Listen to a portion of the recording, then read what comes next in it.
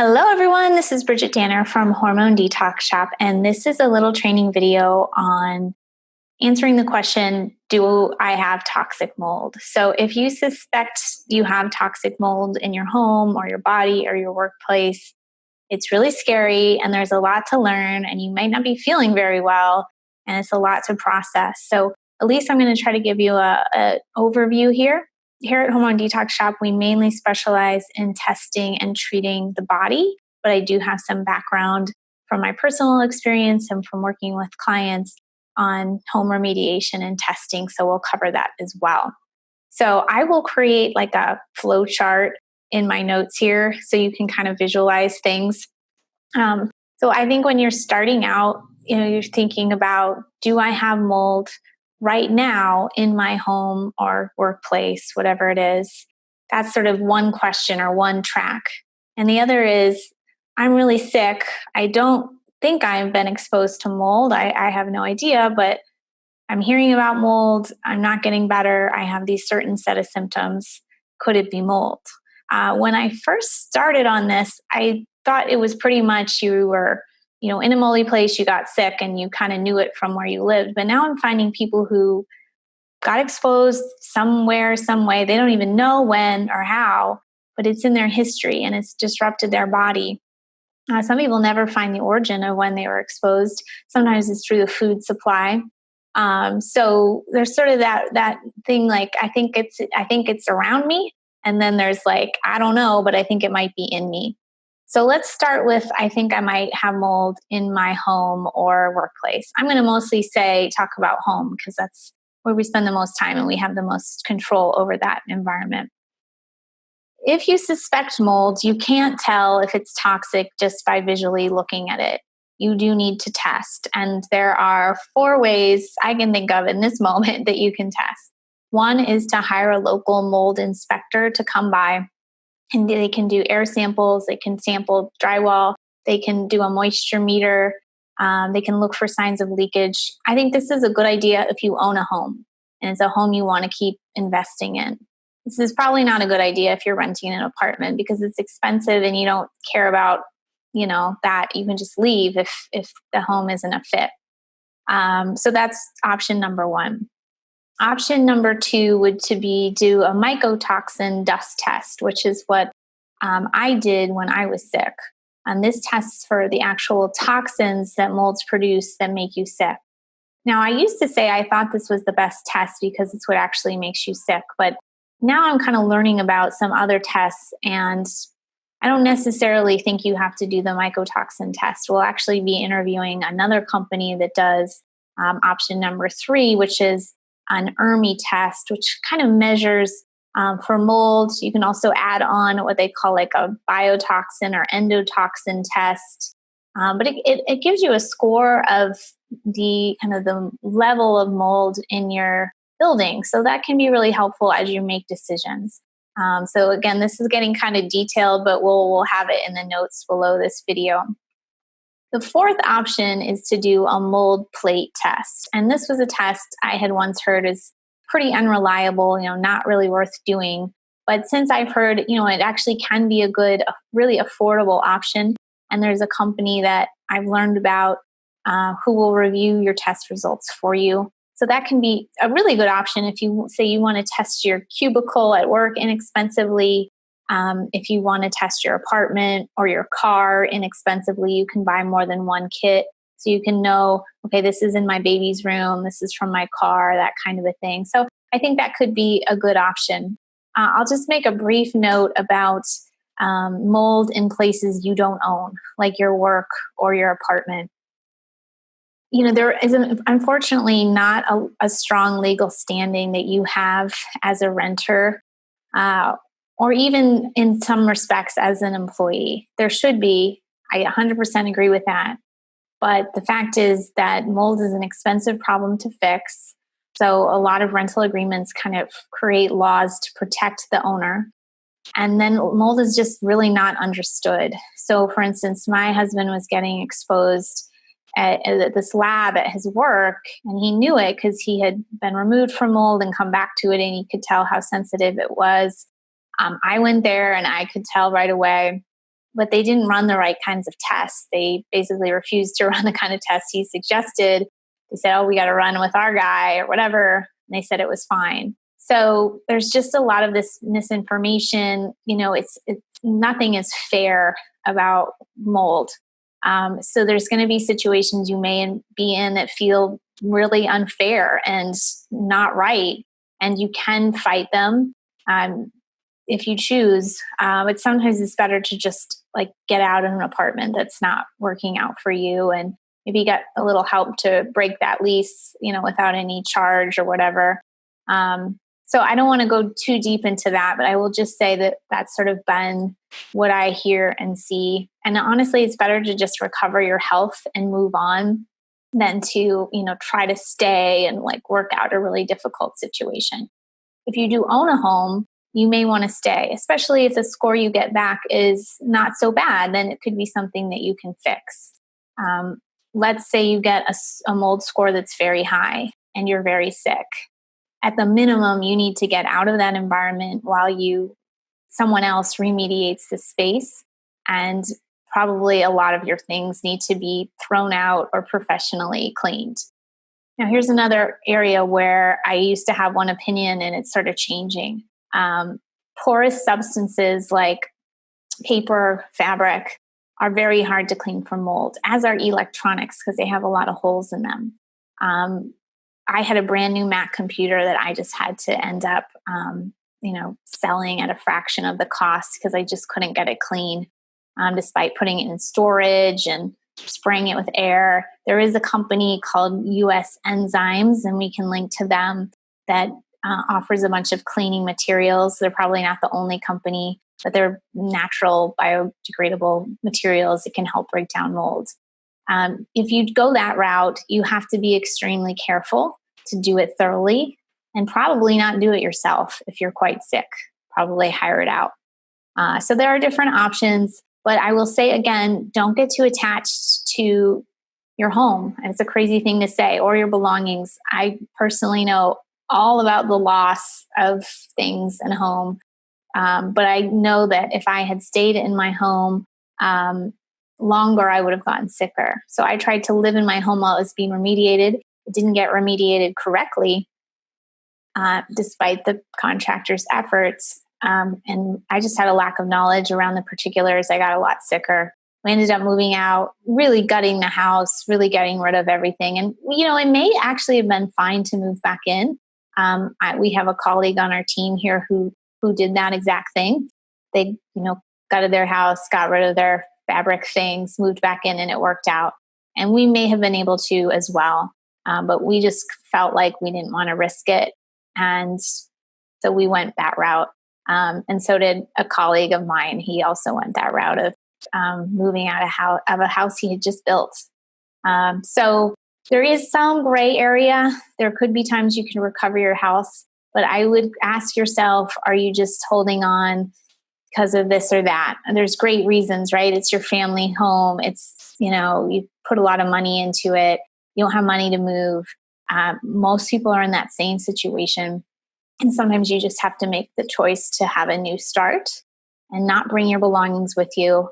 Again, this is a huge conversation, and I won't go too deep into it. But if you are in the situation where you find out your home is quite infected with mold, get some professional advice on the next steps. Read blogs, get books. I think there's one called Beginner's Guide to Mold Avoidance or something like that that was pretty eye-opening for me. I can link to that as well. But, there's just a lot to know. And as hard of a decision as it can be, sometimes the best decision is just humble yourself. Ask to, live with your in-laws or stay with a friend. It feels very embarrassing, but people do want to help you, and sometimes you just have to ask for help. So that's kind of the scenario if your home is quite infected with mold. Again, if it's not that bad, maybe easier to clean and remediate. Again, very carefully retest and move back in. Let's see. So what about your body? So definitely you want to also test your body if you're sick, so you can get a baseline about where you're at or if you have it at all. And as far as which to do first, if you are in a moldy environment, you can start testing both things. But to me, you almost have to prioritize getting the environment situated to really begin to heal your body. You're not going to heal your body if you're still being exposed to mold every day, or even if you're going back into that house, 3-4 times a week, you're still going to be getting exposure. So that's really, environment is very important, avoiding that moldy environment or other moldy environments you come across as you try to heal. It's a really, really big deal. So you have to get a little creative, reach out to people, figure out some solutions. But meanwhile, you could start testing the body of yourself, of your children. Some people in the family may be quite sick. Some people may not be sick. It just sort of depends on your genetics and your health history. So symptoms could include, skin rashes, asthma, trouble concentrating, trouble sleeping, fatigue, brain fog, sudden weight gain, nerve twitching, like kind of twitching. I had that, aches and pains. It's really quite a long list. And again, this is a little bit beyond the scope of this video, but if you've watched other materials and you do suspect mold, then you can test with us through a urine test. And we have some other options beyond that. So there's a basic urine test for mycotoxins as a place to start. We'll give you some special instructions on what to do before you test. And if you want to add on some things, you can also add what's called an organic acids test. It's also through your urine. So while you're giving them your urine, you could might as well add in this organic acids test. It can see for candida, which is pretty common in people who are infected with mold. It can see a little bit about your cellular energy, about neurotransmitter production, about oxalates, which can also build up when your gut is not healthy from mold. So that's kind of add-on number one. Add-on number two is also if you want to add on testing for other chemicals like glyphosate and gasoline fumes, some of the common chemicals we're exposed to. You can add that on as well just to see your overall toxic load and what you're exposed to. This may be especially interesting if you say work in an environment where you think you are exposed to things like a stewardess or auto mechanic. But even just in your own home, you can be quite exposed to chemicals. If you're in a new home or new furniture that's off-gassing, or you weren't really aware of this kind of natural living stuff and you just were using, commercial products. So it's an interesting test. So we have that all possible as well. If you are positive for your urine test, you and your practitioner can order a nasal swab for an infection called MARCoNS. The MARCoNS is multiple antibiotic resistant staph infection that you can develop in your nose when your immune system has been dysregulated or downregulated for whatever reason, including mold. So if you continue to have mold colonizing in your nose, it can be hard to get better. You can also have it in your dental cavitations, really in a lot of tissues of the body. And some of them are harder to test than others. But you can test your nose pretty easily with us. And I think that's an important test to do as well. So you won't see that right off the bat on our website because I figure we're going to start somewhere, but you can request to add that on or we can do it later. So let's say you do find out you're positive from mycotoxins in your urine. First of all, I'll say those levels can change because if your detox is really weak, we try to push it out before you take the test. We try to get some detox happening. But if your system is really overloaded, those levels may look high or low initially, and then they could be even higher as you push out more toxin. So urine is a waste product, so you could end up, having more waste product of mycotoxins maybe a few months into your protocol, and then hopefully, 6-9 months in, you're doing better. So if you are positive, again, we can run the nasal test, and you may want to run some other tests as well. So when you have mold in your body, it's going to dysregulate your hormones and your gut. So you can test your thyroid. That function may be down. You may have developed thyroid autoimmune condition. You can test your sex and adrenal hormones and your melatonin, because that all might be quite disrupted, just to kind of get a snapshot of where you're at and what you can support. And then the number one thing I think you should test is your gut. So our GI map test will look for parasites and leaky gut and bacterial infections. Again, when the mold when you have this foreign material of the mold really stressing the immune system, it also makes for a leaky gut, and you're going to probably have infections there to deal with. So some people are like, well, how do I do things in order? And you don't want to overdo it, but you don't necessarily have to do things in order. Like, you're going to kind of have to support your gut while you try to get toxins out of your body. I'd like to take every case a little differently, right? We're all different. So some people may be really dealing with congestion and kind of phlegm issues, and other people are really tired, and some people are really having stomach aches, and some are, having female hormone problems.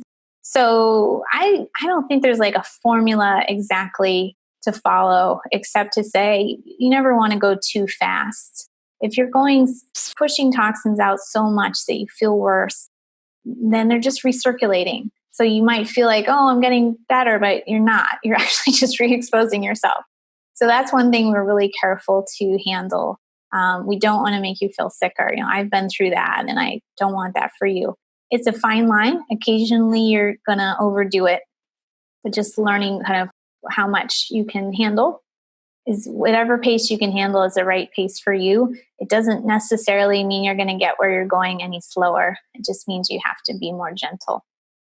So those last few tests I mentioned, the GI map, the thyroid testing, and the Dutch, are all grouped into one package as well, called the Big Three. So that can be an option for you. Let me just briefly take you over to our coaching page. I don't even have the mold testing and toxins up yet, but I will show you what we've got up. Here's that Big Three I talked about: the hormone test, the GI map. Let's say you've already run a bunch of tests and you just want our opinion. You can do this past labs review, and we'll review anything you want. If you don't really have anything to review, you just kind of have some questions, you're not quite ready to test, I would come to the supplement consult. That's what we're calling it, but it's sort of like a catch-all for just getting started. It's really affordable. We can talk about your symptoms, what you're wondering about, what tests you're curious about, or we can just kind of get you on a general detox if that's what you can afford. We'd absolutely love to support you in that and just meet you where you're at. So this is all on our private coaching page at hormonedetoxshop.com. So I know that was kind of a lot, but I hope it gives you an overview. And then we'll have notes along with this as well to get you started. We also have a really helpful supplements for mold detox guide, and we'll link to that as well.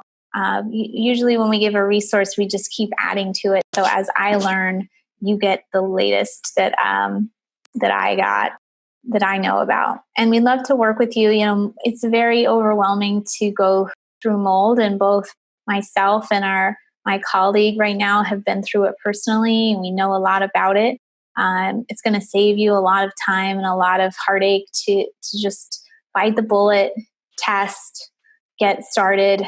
And nobody wants to go through this, but if you suspect that you're dealing with it, it's just better to start making moves to fix it than to just bury your head in the sand, which is what I wanted to do. I honestly wanted to do that when it was suggested we had mold. And my husband was the one who was like, no, I'm curious, I want to test. And I was like, oh God, I don't want to find out I have mold. It's better just to know and do the work than to not know and you're, potentially stay with the same symptoms for the rest of your life. I'm not joking. Or it can lead to, contribute to heart diseases and cancers. So it's just nothing you want in your body scrambling your cells. So we'd love to support you. Thanks for watching.